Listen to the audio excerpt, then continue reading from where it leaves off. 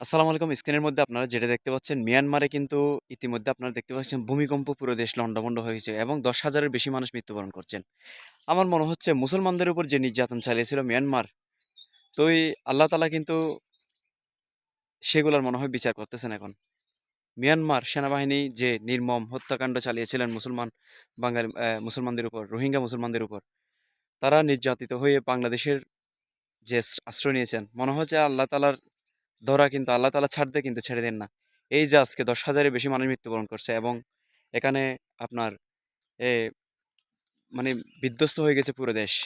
এগুলো সবকিছু কিন্তু দেশেও যে তারা যে মুসলমানের উপর রোহিঙ্গা মুসলমানদেরকে কষ্ট দিয়েছে এবং বিতাড়িত করেছে দেশ থেকে, হত্যা করেছে, শত শত মায়ের ইজ্জতহানি করেছে, সেগুলোর বিচার কিন্তু আল্লাহ তাআলা করতেছে এরকম লাগতেছে।